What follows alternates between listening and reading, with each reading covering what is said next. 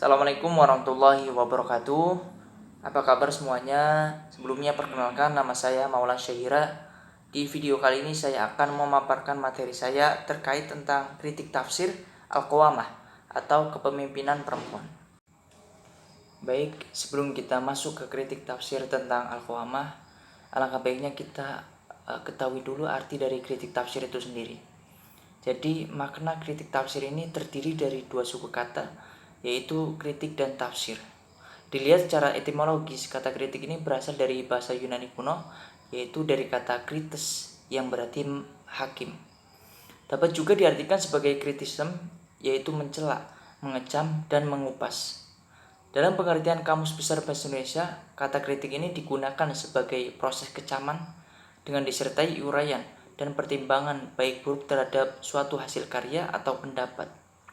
Secara terminologis, istilah kritik ini didefinisikan oleh M.H. Abrams dan Geoffrey Goldhardt. Ialah suatu usaha dalam menganalisis, menafsirkan, mendefinisikan, mengklasifikasikan, dan mengevaluasi sebuah karya untuk ditimbang dan dinilai kesesuaiannya dengan standar kriteria atau norma-norma yang berlaku. Adapun pengertian tafsir di sini, menurut Az-Zarkashi dalam karyanya Al-Burhan, menjelaskan bahwa tafsir adalah cara manusia untuk memahami Al-Quran, menggunakan perangkat, metode, atau pendekatan dengan sesuai keinginan mufasir untuk memperjelas suatu makna yang terkandung dalam Al-Quran. Dalam hal ini, Husain Ad-Dahabi pun berpendapat bahwa tafsir adalah usaha dalam menjelaskan, menyingkap makna yang terkandung dalam nas-nas Al-Quran sesuai dengan kemampuan manusia. Jadi, bisa kita simpulkan bahwa kritik tafsir adalah langkah-langkah ilmiah dan sistematis untuk melakukan analisis, evaluasi, dan penilaian terhadap tafsir Al-Quran.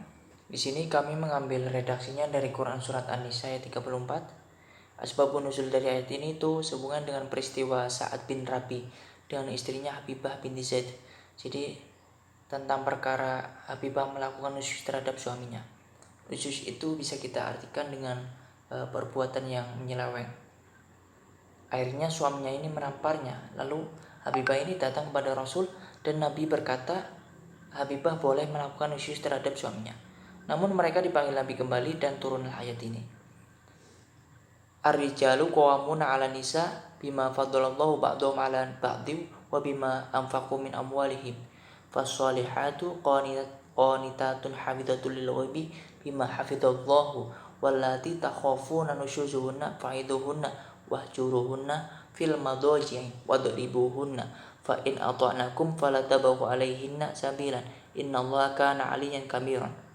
Yang artinya kaum laki-laki itu adalah pemimpin bagi kaum wanita, karena Allah telah melebihkan sebagian mereka laki-laki atas sebagian yang lain wanita, dan karena mereka laki-laki telah menafkahkan sebagian dari harta mereka. Sebab itu maka wanita yang soleh ialah yang taat kepada Allah dan menjaga diri ketika suaminya tidak ada, karena Allah telah menjaga mereka. Wanita-wanita yang kamu khawatirkan khususnya, maka nasihatilah mereka dan pisahkanlah mereka di tempat tidur mereka, dan pukullah mereka. Kemudian jika mereka mentaatimu, maka janganlah kamu mencari-cari jalan untuk menyusahkannya. Sesungguhnya Allah Maha Tinggi lagi Maha Besar. Kritik tafsir Al-Qawamah. Jadi melihat dari tafsir klasik seperti tafsirnya Ibnu Katsir, dalam tafsirnya lafadz qawwamuna di sini itu ditafsiri dengan pemimpin, penguasa, hakim, dan pendidik. Hal ini karena keafdalan laki-laki daripada perempuan yang mengkhususkan kenabian dan kepemimpinan besar yang diserahkan kepada kaum laki-laki. Atau merujuk pada hadis tentang kepemimpinan perempuan yang diriwayatkan oleh Abu Khari, yaitu Rasulullah SAW menyatakan tidak akan beruntung suatu kaum yang urusan mereka dipegang oleh seorang wanita. Jadi kalau misalkan kita merujuk kepada tafsir klasik, pemahaman tafsir terhadap ayat ini belum mengacu pada zaman kontemporer saat ini, di mana ketika itu belum ada kesetaraan gender dan masih dilingkupi pada budaya patriarki. Jadi cendekiawan ulama klasik ini berpendapat bahwa perempuan untuk menjadi pemimpin itu tidak boleh. Dalam hal ini mengacu pada hadis yang diriwayatkan oleh Imam Bukhari. Dan apabila dilihat menggunakan tafsir kontemporer, jadi beberapa istilah dalam ayat ini tuh masuk pada istilah gender. Istilah gender ini banyak diperdebatkan tentang kepemimpinan. Kata Arijal dikaitkan dengan Anisa, di mana kata ini dikonotasikan sebagai feminis, domestikal, lemah lembut, dan bahkan banyak yang lupa. Zaitunah Subhan menjelaskan bahwa yang dimaksud kata qawamun di dalam ayat ini bisa saja diartikan laki-laki dan juga bisa diartikan dengan perempuan.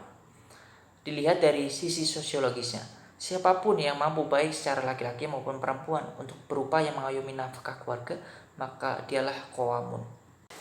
Kemudian pada realitas sosial saat ini, di mana argumen yang diutarakan cukup beralasan, meski dipandang dengan pengakuan yuridis sebagai penghasilan tambahan. Apabila dikaji dengan batas sejarah, adapun Ratu Saba atau biasa dikenal dengan Ratu Bilqis sebagai Ratu Yaman dengan diplomasi yang baik.